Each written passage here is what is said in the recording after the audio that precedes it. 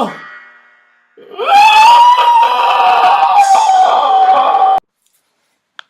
Hey, so as a little bit of context, what I was doing by candlelight was consulting the contact cards to provide me a divinatory reading on the most appropriate way to proceed.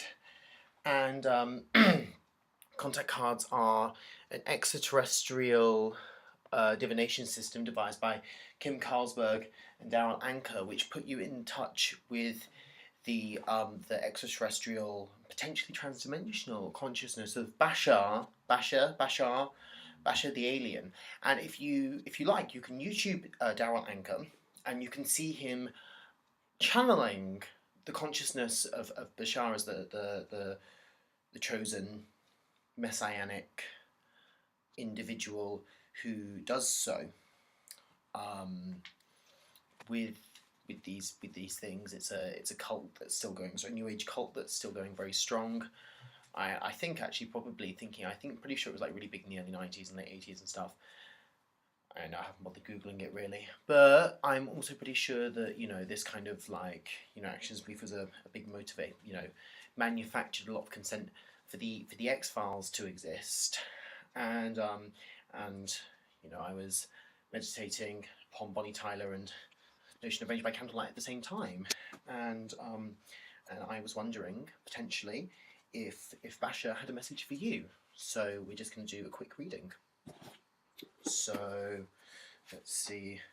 I think the most appropriate layout would be a really so we're going to do a one card layout and then a 3-card layout because you just set that meaning. So we're going to go for the insight first of all. Okay, and this is a very bold move of me. I might make myself look a bit nass out here, but let's see. I believe the insight to provide the issue that you are currently facing in your life, and that would be so the suit of circles. There were 5 suits, and this one's crop circles, and it's galactic. In the nice squares. Anyway, so galactic says that. Let's see, circles is at the end. I'm really new at using these. They're really a whole new thing for me. I'm far more experienced with the tarot, which I use, very vital to my process. I have to say, a really vital part of that is invoking the Red Woman, whose number is 667, because harboring of the apocalypse. Muse Valence Crowley, who himself codified himself very heavily with the number of 666, the beast. In fact, the value of the name Aleister Crowley in the Hebrew spelling, in the numerical terms of Hebrew, means 666, which I was very shocked by until I found out it was a moniker he made up himself. Apparently, it's not his real name. But also as well, like one time he was searching for something that was under 666 in the Dewey Decimal System in some kind of ancient library, and it was a sign. So anyway, oh no, that's the wrong one. So the insight to be gained that you may not be aware of. Circles with galactic, which the reading is going to assist you with. See, each of them start off with a small short story to set the scene, which is a bit dated. Might not be the appropriate, I don't know. Anyway, galactic, circles galactic. Let's give you the image so you know what it is. Galactic. I know that all truths are true and all perspectives are valid for those who live by their edicts. I take and amalgamate from the palette of views what best defines my singular being. Leave nothing out. I am free to choose from all possible realities, to taste and savour the incomparable array of life's subtle and sublime textures, or to partake of the more pungent and toxic fare. Or what the card's saying is that I'm an independent woman and being. What your cards here. You don't know me. You're on the internet. I'll do whatever I want. But anyway, by this device I do expand into the maelstrom of meaningful self-discoveries. I peer through crystal clear windows of opportunity upon parallel paths that stretch out ever outwards, each path connecting with multiple avenues of opportunity. Indeed, you're free to do whatever you want. I am the all-encompassing passion for life and discovery that inspires adventurers to search far and wide for tantalizing and elusive experiences that form the rich soil of their soul's growth. Indeed, your independence does. I am the sharing of stories around the fires that stave off the darkness. I am the gathering of clans. I am the countless generations of explorers breaking into the walled chambers of entombed history and human knowledge. Indeed, as we all are as explorers of our own destiny.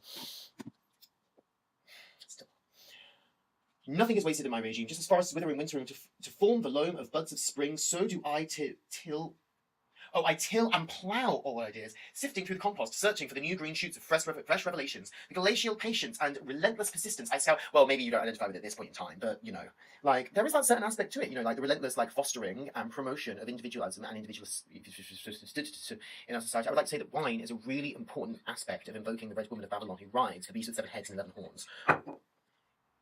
And that magic is ultimately communicating with express consciousness. It's a very intuitive process, which you just have to kind of go with. Because if you don't believe, you don't believe.